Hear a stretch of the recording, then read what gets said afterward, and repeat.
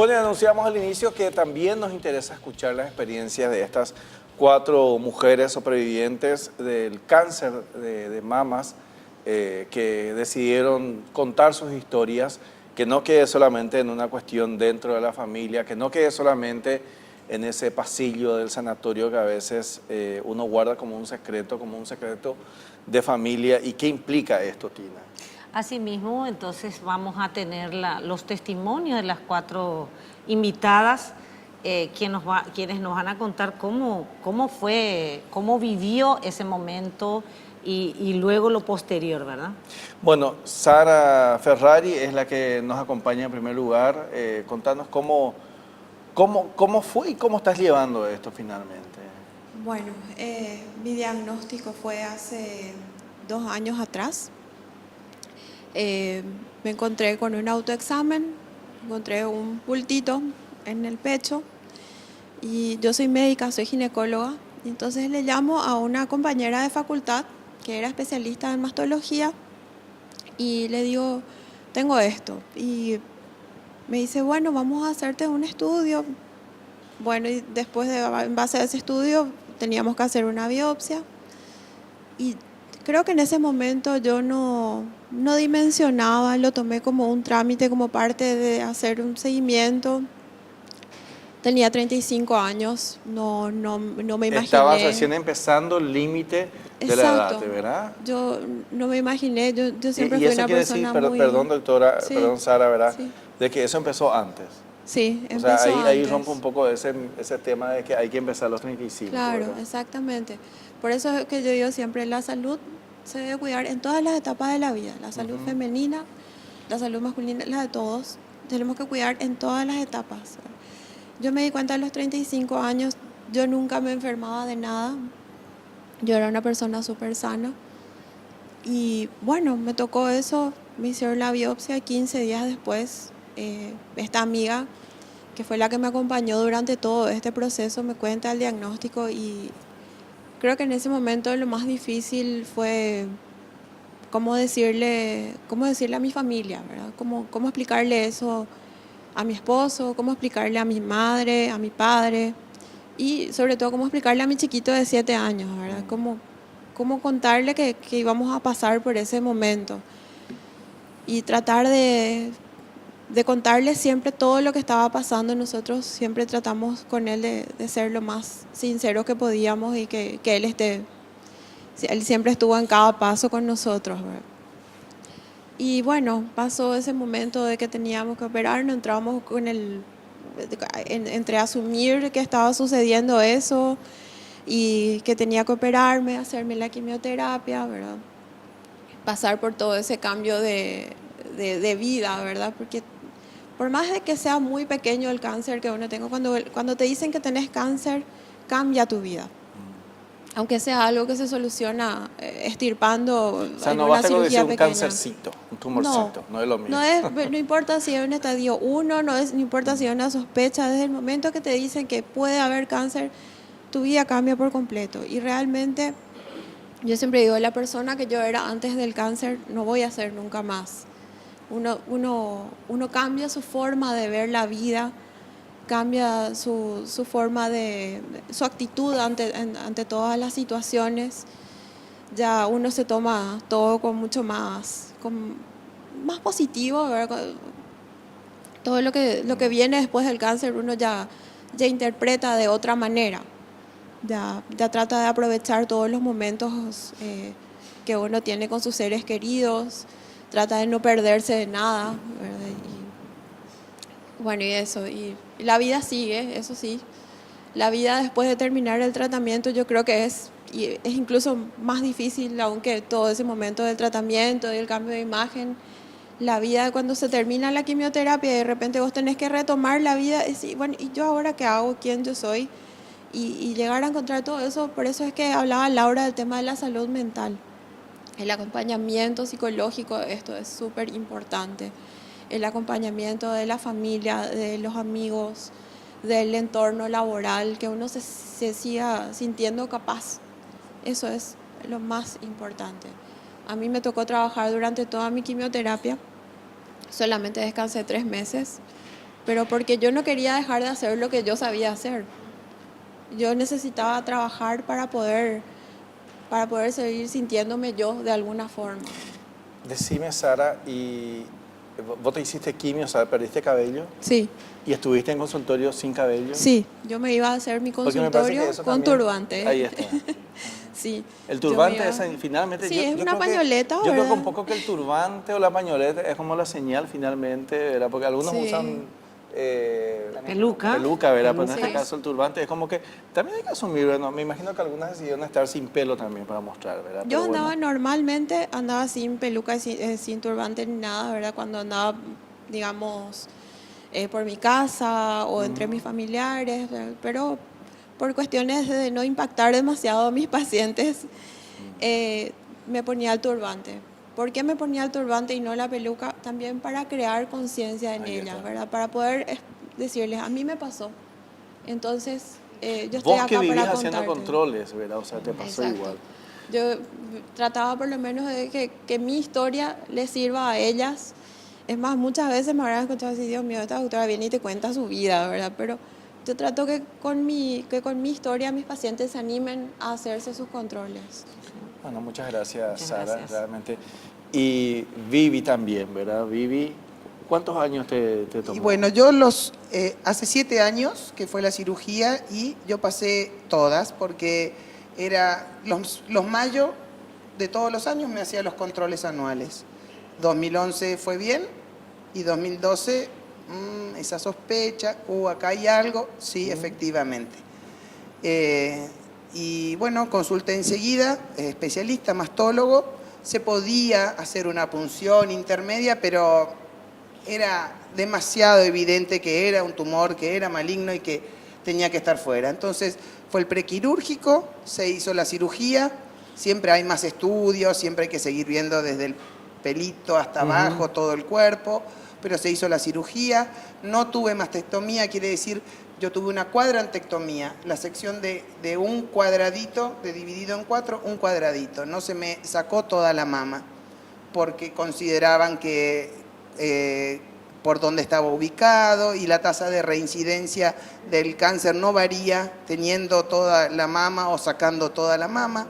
El profesional optó por eso, yo confié realmente. Una vez repuesta de la cirugía, que no fue tan terrible, pero bueno, fue una cirugía, estaba indicado por el análisis del tumor que sí, el abordaje era quimioterapia.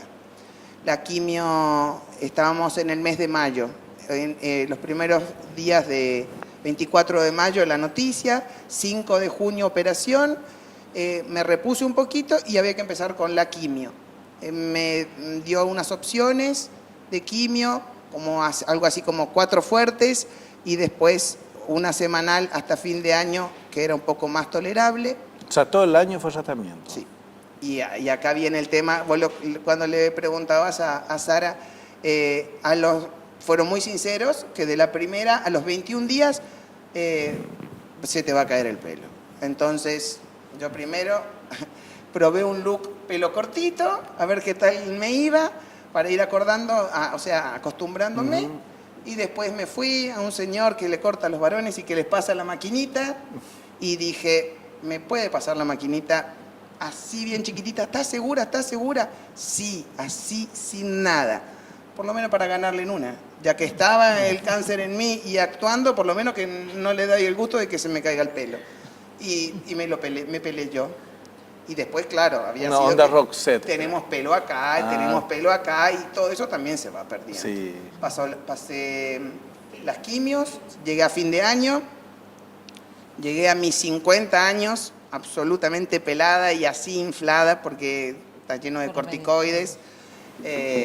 Y yo andaba muy fresca, con mi cabeza pelada, también tenía pelucas, pero lo que a mí no me impresionaba, tal vez a la gente que estaba frente a mí, un poco sí, pero traté de no dejar de hacer la vida, o sea, ahora me doy cuenta que no dejé de hacer la vida de todos los días.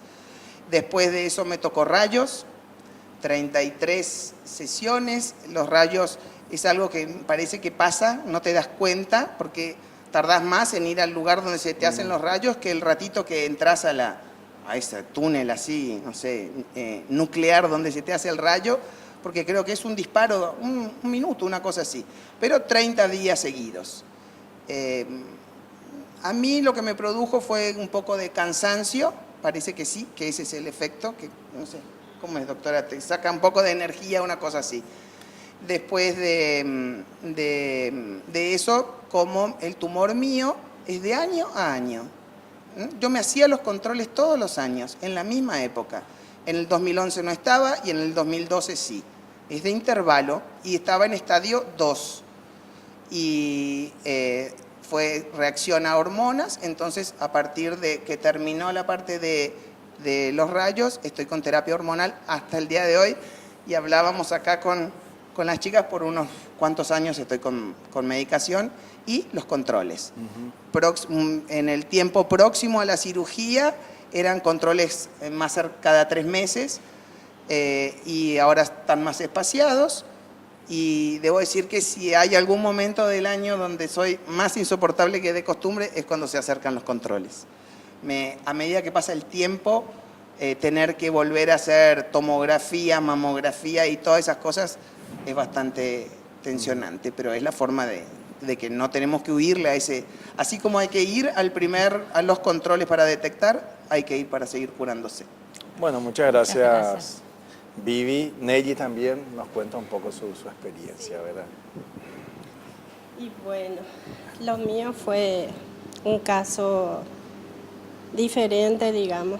Como le digo, que estoy en el tema todos los días, ¿verdad? Una rutina mía de hacer las imágenes a los pacientes.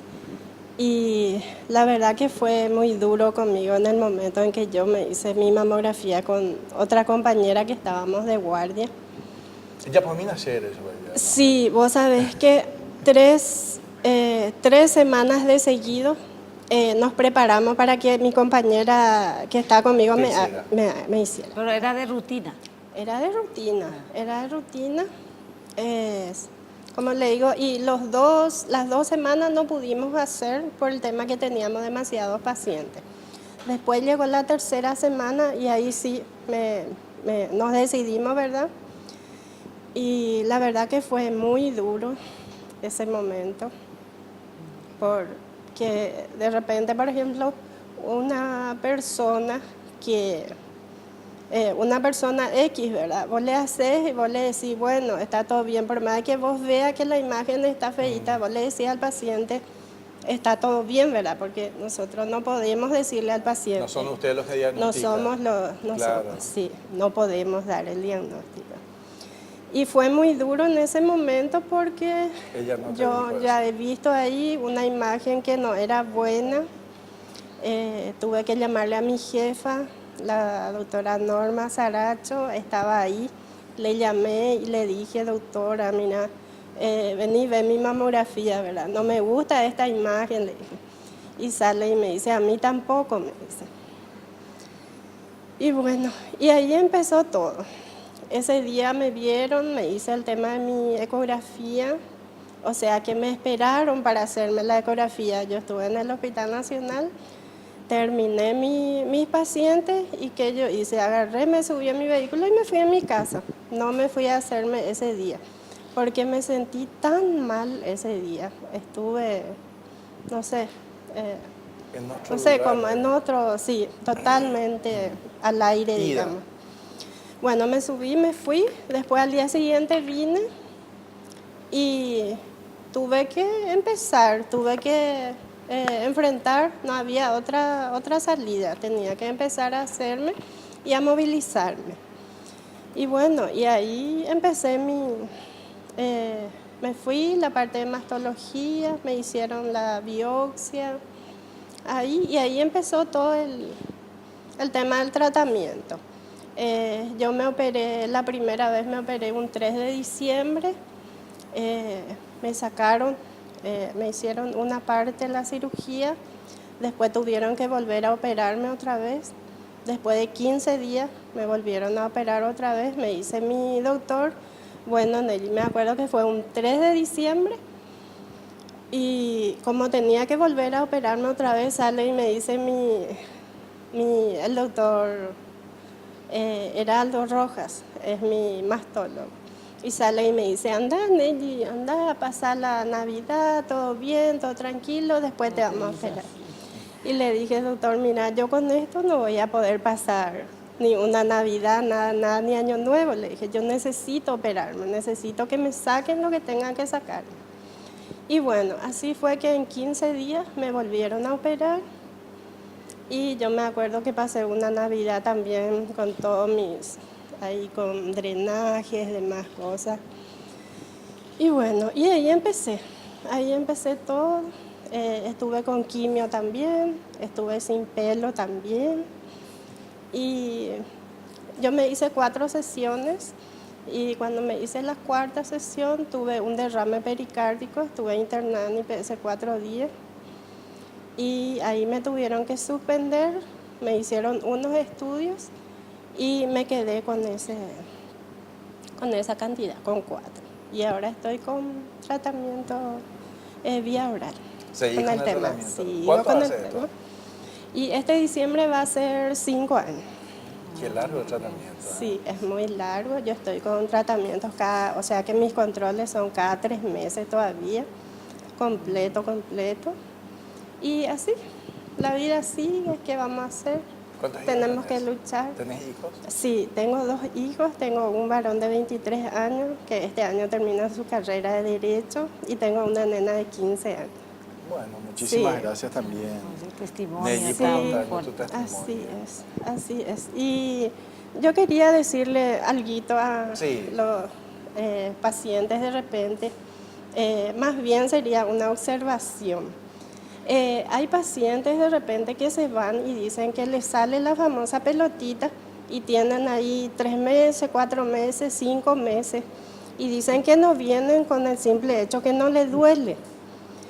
Yo quiero que sepan que el cáncer no duele una vez que ya está todo instalado y muchas veces cuando empiezan a dolerle ya es tarde. Y por eso le insto, por favor, a la gente que cualquier alarma, cualquier cosita, que acudan, por favor, para hacerse su examen. Cáncer no duele, ahí está No, el cáncer no duele. el Sí. testimonio y lo que nos dice Nelly, que también justamente es especialista en esos estudios, ¿verdad? Radios, ¿verdad? Sí, yo soy radióloga, soy la que Radióloga. hago las mamografías, no soy médica, Nelly, soy licenciada. quiero también escuchar a Laura porque tenemos poco tiempo, pero Sí. no tiene nada que ver, me imagino, el hecho que hagas radios permanentemente, que estés expuesta, ¿verdad? Y la verdad que no me expongo tanto. Ah, ya. Uso los protectores que tenga. Al principio me quisieron Responsabilizar objetar, eso, digamos, ya. objetar. Pero Si hay control, obviamente no va a haber en claro eso, ¿verdad? que sí, no me expongo tanto. Pero como hace tantos años que estoy, ¿verdad? Medio que me da Podemos un poco... desconfiar también. Sí. Bueno, y Laura, ella es abogada, ella es... también pasó por esto, Laura. Contanos un poco cómo fue tu caso. Tu caso es reciente, ¿verdad? Bueno, no tan reciente en realidad. Ya este octubre justamente van a ser 4 años otra vez de mi operación. Y yo realmente no, como siempre trabajé, tengo casi la mitad de mi vida trabajando en salud pública. Como siempre digo, tengo tantos amigos, compañeros profesionales de la salud. Me paso admirándoles y a veces criticándoles porque no es fácil trabajar en ese ámbito, no siendo profesional de la salud directamente, sino que apoyándoles en su labor. Entonces, bueno, siempre traté de tener una vida ordenada, tratar de cuidar un poco mi salud en todos los sentidos, ¿verdad? Siempre teniendo en cuenta el consejo de los amigos. Y nada, un día probándome la ropa, acomodando un poquito, me di cuenta que sí había algo. Fue un susto tremendo porque uno siempre piensa que cuando hay antecedentes familiares tiene más riesgo. De hecho que sí, en mi caso no tengo ningún antecedente familiar. Tuve un hijo en la edad, digamos, recomendada, le di de mamar a mi hijo. yo pensaba que cumplía con todos los requisitos como para no ser una persona de riesgo de padecer cáncer de mama. Sin embargo, me sentí el bultito y acudí al profesional a quien yo más confío, a quien conozco hace mucho tiempo, que es mi ginecólogo. Como yo con él sí todos los años me hago el PAP después de tener de mi hijo correctamente, cada año voy. Entonces yo le confío a él, mira doctor, yo creo que encontré esto, y él enseguida me dice, vamos a hacerte una ecografía, y ya su cara no era, le vi un poco preocupado al doctor, ya me mandó a hacer otros estudios, fue a patología, y bueno, me llama una tarde y le digo yo a mi esposo, que me espera en el vehículo, pensé que iba a hacer algo de rutina, que iba a venir a retirar, y ya era yo prácticamente la última paciente que él dejó, y bueno, y me dice, me cuenta, ¿verdad? Tiene la responsabilidad de darme el diagnóstico, me dice, pero no te preocupes, esto se trata, esto es así, pero mira, ya no es mi especialidad, yo te voy a pasar con el mastólogo, con quien yo creo que sí va a poder ayudarte con esto, y de inmediato, fue al día siguiente ya de ir con el mastólogo, y me dice él que me tengo que hacer más estudios, y a partir de ahí yo nunca más me fui sola a ningún estudio, siempre opté ya por ir acompañada por mi esposo, que es mi apoyo y mi sostén de antes y de siempre. Y bueno, y si pude aguantar fue gracias a mi familia. O sea, ese primer impacto es lo que es lo más difícil, y cómo contarle a tu familia que está pasando esto y que te está pasando a vos. Entonces, con mi esposo yo entré al auto, le conté, y fue todo ese trayecto desde el consultorio del médico hasta mi casa fue un silencio de no saber qué decir, ¿verdad? Llegamos a casa, le conté a mi papá y luego a mi mamá. Sí, mi mamá es una persona muy fuerte y a quien yo agradezco porque siempre puso la vara muy alta en ese sentido de ser mujer fuerte y heredera de mujeres fuertes en la familia. Entonces, nunca le vi llorar yo a mi mamá. Siempre me dijo al contrario, no, vos podés, vos tenés que poder, tenés un hijo que te necesita. Y bueno, esa es la principal característica en mi caso, es mi hijo. Yo tengo un hijo. Mi niño cuando tenía 2 años tuvimos el diagnóstico de TEA, de trastorno del espectro autista. Fue algo bastante difícil para nosotros como matrimonio, tener ese primer impacto. Y bueno, mi esposo, fundamental para mí, el campeón en esta historia es él, porque prácticamente dejó toda su vida para atenderle al nene, y luego cuando me pasa esto a mí, yo sí, siguiente paciente, digamos, pero a mí ese diagnóstico previo de mi niño, a mí muy por el contrario, me ayudó a poder sobrellevar. No me pareció que fuera tan grave lo del cáncer, sí me pareció que yo tenía que vivir para mi niño. O sea, yo pensé, ¿cuál es la incidencia en la vida de esta criatura al que esté o no esté presente yo como mamá? Con lo difícil que es nuestra sociedad, con la discriminación que está al orden del día, ¿verdad? ¿Cómo hacer? Entonces yo me propuse firmemente salir, continuar, y sí me preocupé yo por el aspecto físico, más que nada por mi hijo, porque él, su característica es la rectitud, o sea, no muy amante de los cambios. Entonces, ¿cómo él será que me va a aceptar a mí cuando ya no tenga cabello? Claro. Todo eso son cosas que uno pasa, pero cada caso es particular. Y bueno, en mi caso fue mi familia, mi sostén, verle a mi hijo todos los días, tratar de salir adelante para poder estar con él. Y bueno, y lo único que acá escuché las historias de todas estas amigas que estamos acá sentadas, todas pasamos por lo mismo, y me escuché un poquito en cada una de sus historias. Y bueno, esto le puede pasar a cualquiera, tengas o no tengas antecedentes familiares.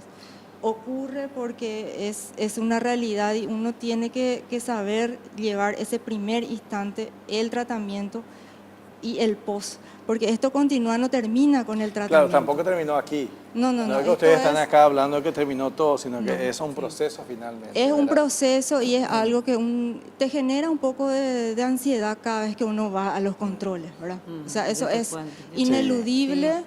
Así Y mismo. tampoco está mal tener miedo, es normal, ¿verdad? Pero no hay que quedarse estacionado en ese mal rato, hay que Wow. continuar.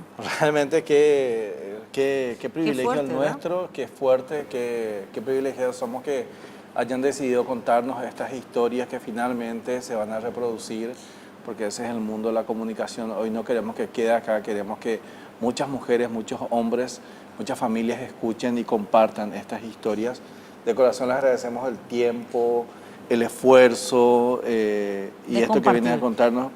De verdad, muchísimas gracias. Quiero y- hacer un recordatorio a las personas, que es Sí. importante recordar que se encuentra en vigencia la ley 3803, que indica que toda trabajadora, dependiente o no, del sector privado o público, con cargo permanente, temporal o contratada, con cargo electivo o no, goza de licencia remunerada de 2 días laborales en cada año para someterse a exámenes de Papa Nicolau y mamografía. Por lo tanto, es un derecho de las mujeres de estos 2 días en el año y no hay excusa ya de que Y no tengo algo muy tiempo. importante, Tina, no es solo en octubre, porque muchos Sí, creen que solo en octubre, cualquier es época del siempre. año.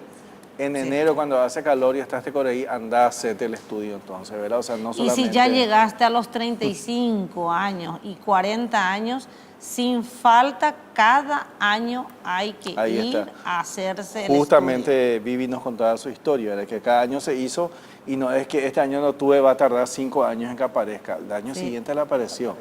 Bueno, hay muchos casos.